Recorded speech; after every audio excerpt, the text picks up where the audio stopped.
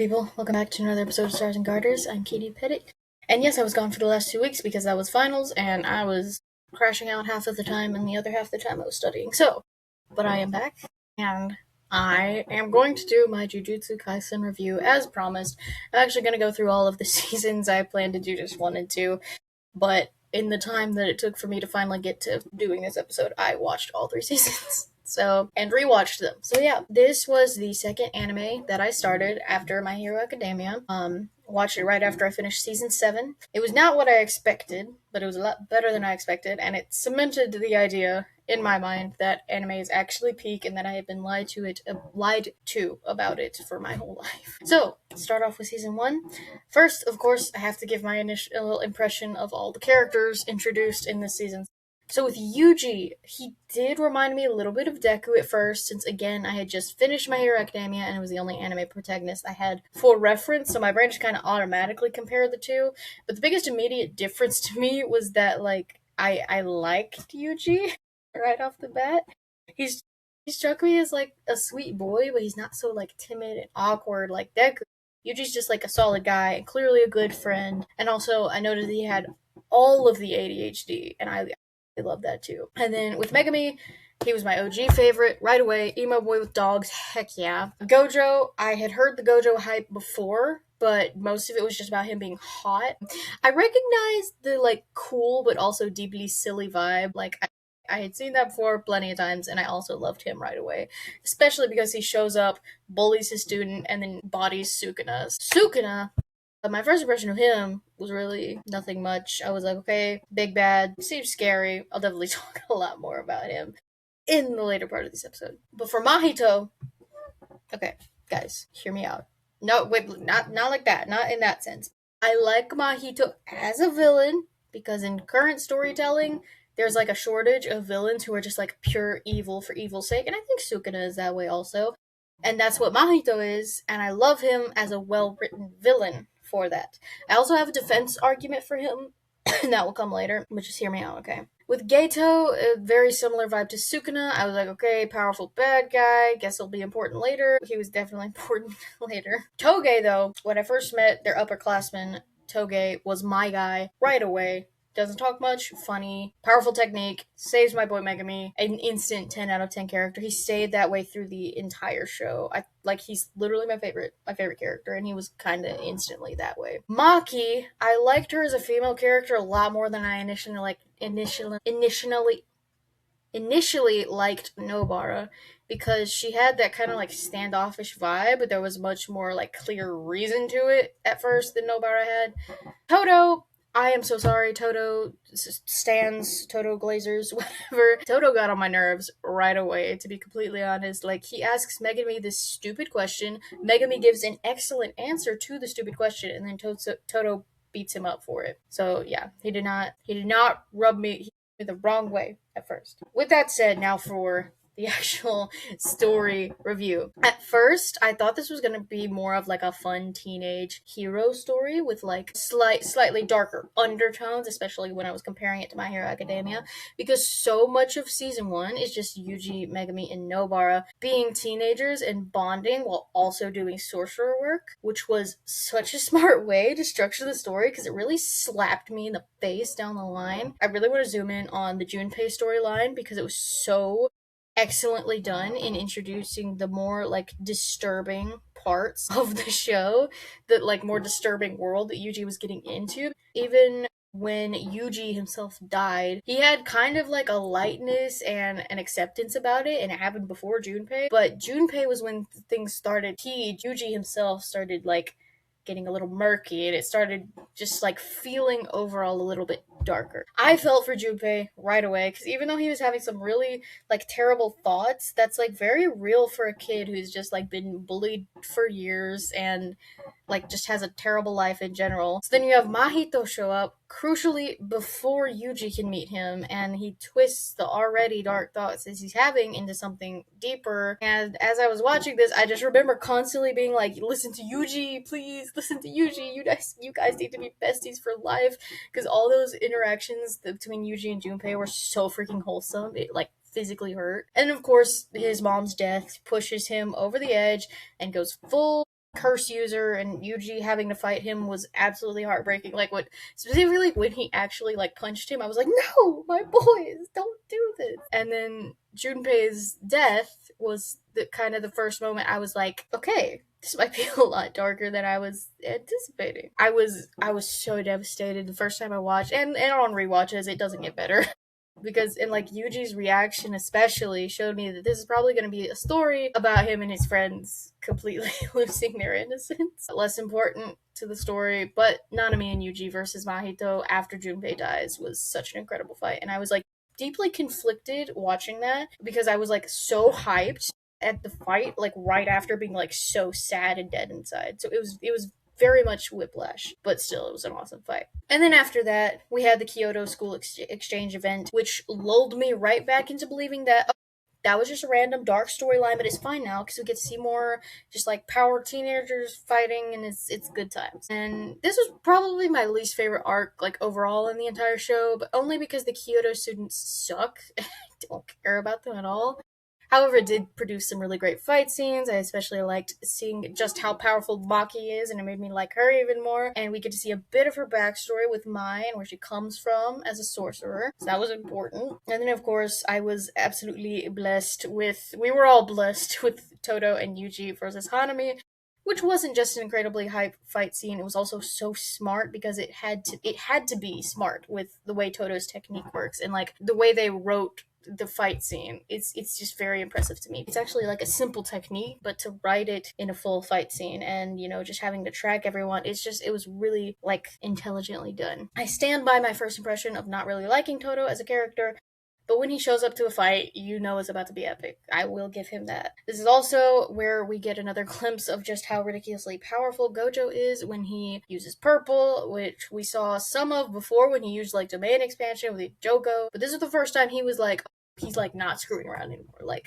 he's locking in, and it's a little bit scary. And then the last three episodes with the last three like curses or whatever you call Choso's brothers, I think they're cursed womb death paintings, I believe. I think it was a really, really smart way to end the season. They're great fights, yeah, but they also zero in on where Yuji, Nobara, and Megami's heads are at right before season 2. You've got Megami finally not trying to off himself every time he gets into a fight. Nobara is locked in on being a sorcerer and at peace with the hard parts of the job, and Yuji is still struggling a little bit with the deaths that have happened, but he's happy to be with his friends. So it kind of ends on a nice note, and I was a fool because I thought it would stay that way going into season 2, and I still didn't know what was about to happen to me. So yeah, and then we go into season 2. So before I rewatched everything, I remembered the big animation jump was being from seasons 1 to 2 to season 3, but rewatching it, I realized that season two's animation was actually where it got so much better. Like the improvement from the first season to the second season was like night and day, and I had forgotten about that, but it's really, really cool. I'll admit that I didn't pay a lot of attention to the hidden inventory arc the first time I watched it because I was distracted by young Gojo, but I rewatched it for this episode, and oh my gosh, this is the most important arc in the whole show. Like literally all three seasons, hidden inventory and premature death. It's the most important one. They already got us to love Gojo because of his personality and his power in season 1. And so now they decided to show us how horrible his life actually is. I was so confused on Gato's role on my first watch because I thought, like, what is the mysterious bad guy doing hanging out with Gojo? But, like, eventually I pieced it together. I was like, is Gojo, like, where's Yuji? Like, what is happening? But I figured it out eventually. And it actually kind of does a similar thing that it did in season 1 of focusing on the teenager's friendship before just like slapping you in the face. It just did it in a shorter time. I was blindly enjoying watching young Gojo goof off with his friends and figure out his powers and develop this sort of like a big brother bond with Rico. So obviously then when Gojo just gets stabbed in the throat, I was a bit flabbergasted. But then again, cool fight scene. Yeah, let's go. I was not worried about Rico or Gato or anything. I just assumed they'd win and they'd beat Toji and everything would be okay. So then Rico gets shot. So this scene was so brilliantly executed. It is evil. Because I was slowly lured into thinking that Rico would be able to go home and have a nice life with Gojo and Gato protecting her. And the scene encourages that thought. It even starts playing the outro music, and then bang. I I gasped, I covered my mouth, I stared at the TV without blinking for several minutes, and I was like, who? Who did this?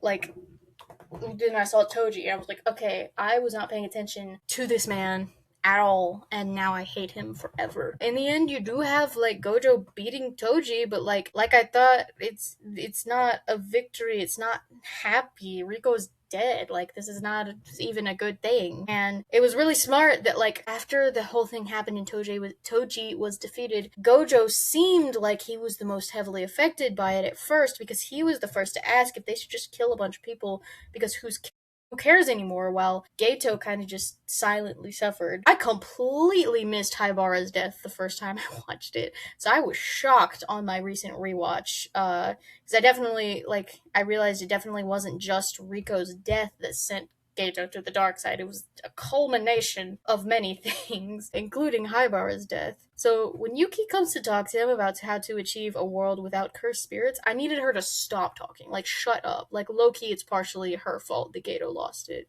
She did nothing to stop him from deciding the best way to achieve that was by killing all non-sorcerers. Like, she was so deeply unhelpful, and I am really mad. Like, a lot of people really love her, and I really haven't seen her do anything to constitute that, so I don't know. Maybe I'm missing something. Maybe it's just because I haven't read the manga, I guess. But obviously, then Gato goes crazy, and the scene where Gojo confronts him is the worst thing ever, and I hate it because you can just see how deeply Gojo understands why Gato is doing this. Like, he completely gets it. But there's just like this thin moral line that he won't cross with him. And he leaves, and that last scene where Gojo wakes up to his students being goobers and smiling kind of had me tearing up a little bit because I liked him before, but like after seeing that arc, like dang, bro, like Gojo deserves the world, man. Like he wants his kids to not have to suffer like he did, and it's really sad. So the rest of the season is basically the Shibuya incident, but I absolutely have to zero in on the episode It's Like That because it proves that Yuji is the purest and the best man ever to exist. Maybe it's not super plot relevant, but when it showed that flashback of him in middle school, when he said he'd pick Ozawa out of all the girls in the school, and his friends were like, she's fat, and he's immediately like, and? Like, is there a point there? Like, there's definitely a possibility that I stood up and applauded at that moment, because our boy respects women, and I love him for that. But anyway, enough happiness, because next we finally get to the Shibuya incident. At first, it's all good. Big mission to stop the curses. Gojo gets to Oro Farm, which I don't need to spend a lot of time talking about, because if I do, I'll get distracted. But it was perfect, and it was amazing, and I would watch those episodes 500,000 times if I had no responsibility. But then obviously everything changes when Gojo gets sealed, which in itself is a heartbreaking scene, especially when Gato's body literally tries to stop Kenjaku from hurting Gojo.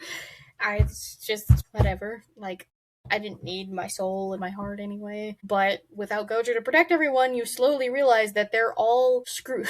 Like, they're all in real danger now. And it kind of starts with Haruta killing all the suit dudes. Also, I need to mention that I kind of really liked Haruta as a villain. He was kind of like Mahito, but like less powerful. Also, he's apparently voiced by Chris Hackney, who also voiced Dimitri in Fire Emblem Three Houses. And like, if you know anything about Fire Emblem and also Jujutsu Kaisen, like, it's just like, what? But then of course Haruta is causing trouble. He's bullying Nobara and Nita, and then of course Nanami just kind of strolls in to take care of business, which was iconic, quite simply. But then after that, we get back to Yuji fighting Choso. Like, when we get back to the scene, like, Yuji is struggling. Like, I was so mesmerized by how incredible the fight was, and I almost missed the fact that, like, dang, Yuji's kind of losing. Yuji does lose. Hold up, like, that's not supposed to happen.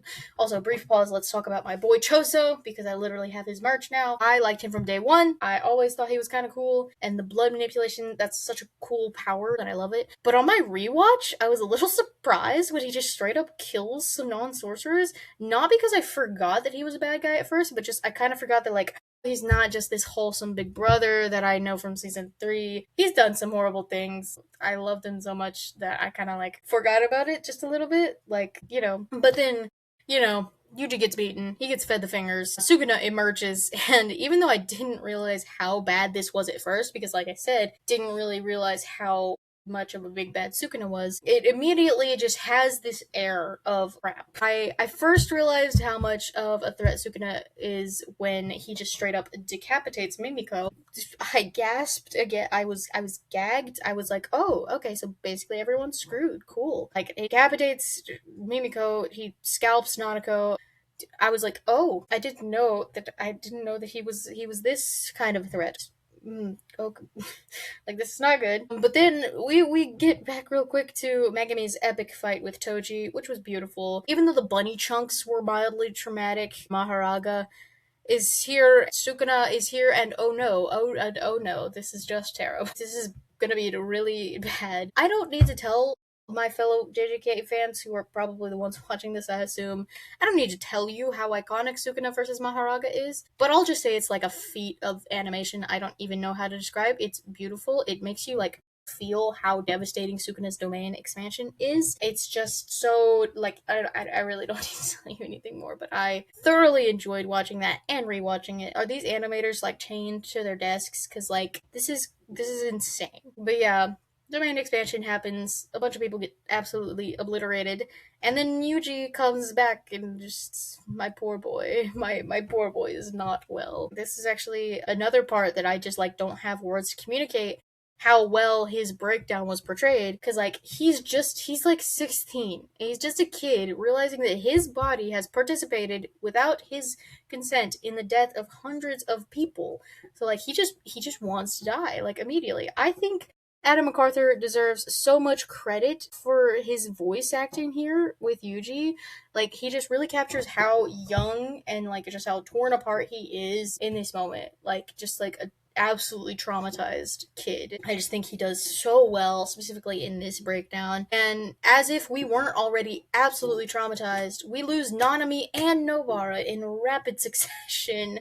Nanami's death is so awful because, like, I didn't realize at first on my first watch through, I kinda slept on Nanami entirely. Like, I wasn't really impressed by Nanami. But rewatching it, just having the context, like, this was the guy who was the most aware that these students are just children, and he treated them like it, and all he wanted to do was, having successfully brought up the next generation of Jujutsu sorcerers, and instead, we get Nanami chunks. And then Nobara's death was still sad, but it didn't hit nearly as hard, and I do wish that her character had been a little bit more fleshed out earlier in the story rather than kind of just dumping her backstory as she's actively dying. But the important thing about Nobara's death is that Yuji's already broken. He thinks he's a murderer. He just watched one of his mentors die, but now he's watching one of his best friends die. The shot where like her blood hits his face just like perfectly sums up that like he's going through way too much at once. It's like, this is not good for him. He's not doing well. And the scene where Mahito almost kills Yuji because Yuji's just done fighting, and then Toto saves him and he just like curls in on himself and like cries, that had me kind of tearing up a little too, because like, again, he just looked so young. It's like, this is literally a child, and he's gone through like everything in like less than a day, and it's just like so awful. And so we do get to see him get up and resolve to avenge his friends and atone for what he's done by killing Mahito and the other curses, but like, it barely feels good. Like, emotionally, I mean, obviously, visually, watching the fight scenes is incredible. Toji and Yuji versus Mahito is ridiculously cinematic, so I was still a little bit bummed out when Mahito died. I know Geto is the bigger bad, but Mahito is definitely more an interesting antagonist to me. Like, I know Geto had his whole backstory with Gojo, but like, one, the villain that we're talking about isn't even Geto, it's Kenjaku, and two, he's just not as fun as Mahito. Also, allow me to make a defense argument for Mahito. Yes, I hate what he did to Junpei and Nanami, but he's literally like 6 months old, and as a curse, he was literally born from bad vibes, so he didn't know anything other than evil, so I reserve my right to be sad that he's gone. But the way the season 2 ended left me a little bit confused, because I wasn't sure what the heck Kenjaku was attempting to accomplish, and I was also like just depressed. I didn't really want to understand anything. I was like, who even cares? Like Nanami's dead, Nobara's dead, Junpei's dead. Junpei's been dead, but still, Mahito's dead. Everyone's dead. Like, who even cares now? Gojo's sealed. Yuji's depressed. It's just, I don't like any of this. So then we go into season 3. Well, I do have a little bit less to say about season 3 because it kind of felt a little bit like mostly aura farming with some story, which is not a complaint. It just gives me a little bit less to talk about because I can't just keep repeating this fight scene was awesome. This fight scene was awesome. They were all awesome. The animation was freaking ascended to a higher plane. Okay, I will say I don't entirely understand the culling game, so thankfully they didn't like focus on the complexities of the game's purpose like throughout the season. They just focused on the fights and everyone's role in the games. So that was fine. It was helpful. I do think the opening shot of the season with Yuji washing the blood off of his hands is absolutely brilliant. And it kind of reminds us like where he's at for the season. Like, yeah, he's still a dumb kid. He's kind of funny. He can kick any curse's butt, but he is permanently scarred from what happened in Shibuya, and he still thinks that literally blood is on his hands. Like that's where he's at. And it's just so sad because like the difference in Yuji's character is so clear throughout this season. He literally just smiles less, and I just like missed my happy silly boy. And it's just really sad. But the episode I really want to zero in on is episode 51, Perfect Participation. That was the most story heavy episode of the season, even though it wasn't really the main storyline. It was just pure satisfaction to watch Maki get such complete revenge on the Zenin clan, because until that point, she had been defined as a character by having to prove herself constantly because of how the clan treated her. And even after proving herself, they still hated her and they killed Mai. Also, I hated Naoya from the second I met him when we got to see. I went to go see the execution like movie that they did with Charlie. Watching him get bodied by my boy Choso was wonderful, but watching him get absolutely demolished by Maki was my favorite thing ever. I could watch the moment a million times, and even the animators knew it was so epic because they replayed it 3 times for us, which is iconic. And then we also meet Higuruma in this season.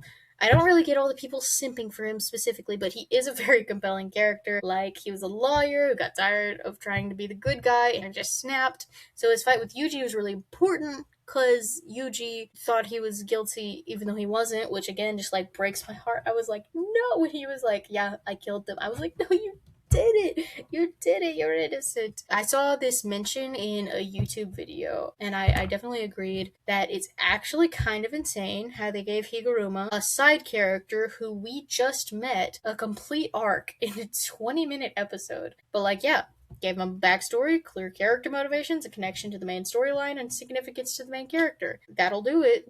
And they did it. The development with Megami in this season, though, is really interesting because it seems like he decided that like it's okay to kill people, even though Yuji is still holding back on that. When he and Reggie were fighting and his hair was all wet and he was just going a little bit crazy, I was just like, Toji? Like, I am a little worried about my boy, though. He seems to be in a very dark place right now. He is not handling it as well as Yuji, even though Yuji isn't necessarily handling it great. I've heard that Gege, the author, he kind of wanted Megami as a character to be a sort of like representation of depression.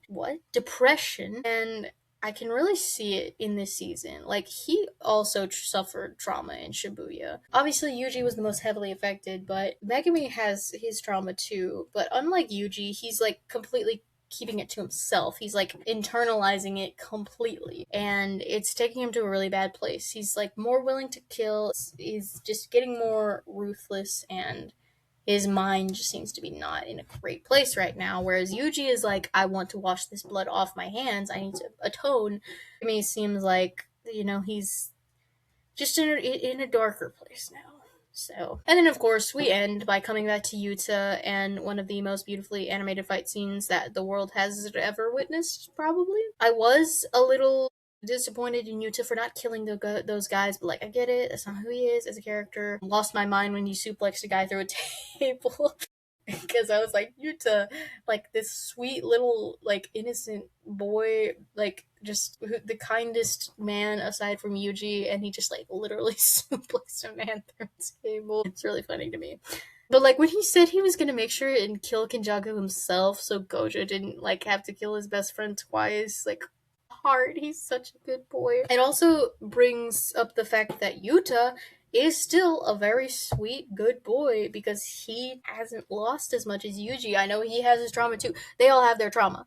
But like as of now he hasn't lost as much as Yuji, so they had somewhat similar personalities at first, but Yuji's kind of lost that like effortless kindness and innocence that he had where Yuta kind of still has that in a way. So yeah. And then that's how we ended. We're halfway into the Golden Games. So yeah, final thoughts. I am slightly nervous about some things going into the next season. I hope things don't get so complicated that I can't follow them with the Golden Games, but I do also hope that the story gets a little bit deeper. I think there's a lot of setup in this season, which I think that there's some setup from like character arcs, like I said, with Megami and with Yuta, and I think there's, a lot of potential. I just hope that they just kind of go a little bit deeper on it. And yet, I also really hope they're able to keep up this level of action and animation and fight choreography, which it feels like a lot to ask because I worry that they might have peaked with this season. Like, how do you improve on this? Like, I genuinely don't know. But I am excited. I'm rooting for my boys. Thank you guys for watching. Make sure to subscribe and like and share and do all of the things. Make sure to comment. I love it when you guys comment. I like to respond to your comments. And I will see you guys next time. Bye bye.